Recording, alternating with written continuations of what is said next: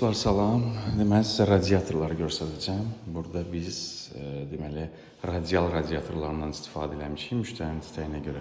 Və burada bütün radiatorlar alt qoşulmadır. Heç kəsin bostanına daş atmıram.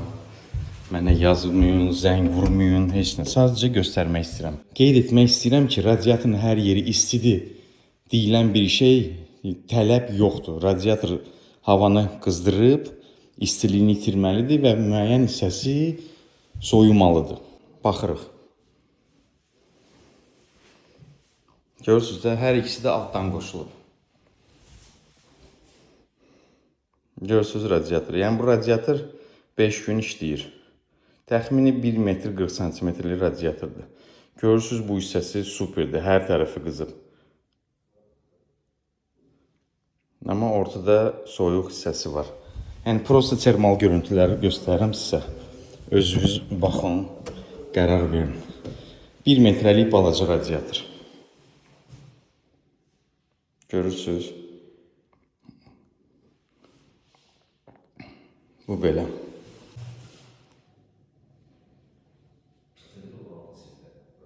Gördünüz. Görürsünüz. Vizual olaraq ortasından başqa hər yerə əl vurırsınız. Elə bilirsiniz ki, istidir. Yəni yenə də deyirəm, isti olmamalıdır radiatorun hər yeri. Amma bu yəni anormal işdir. Yəni radiator yarıdan, yəni üst hissəsi isti, alt hissəsi soyuq olmalıdır. Bu görürsünüz ləkə-ləkədir. İndi baxırıq klassik çarpaz qoşulan radiatora. Görürsünüz pəncərə də açıqdır, bayırda da 9 dərəcədir bugün istilik. Tam ventili açırıq. Su getdi.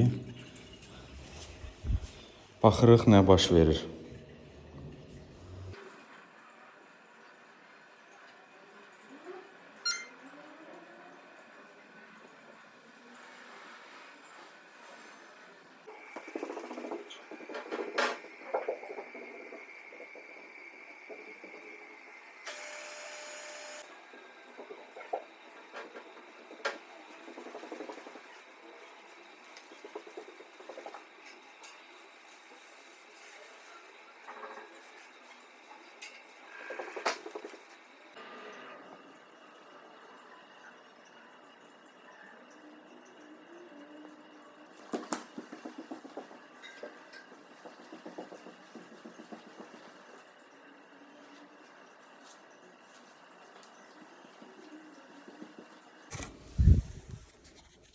Dostlar gördünüz də sıfırdan xodladıq radiatoru. Sıfır soyuq idi, işə saldıq.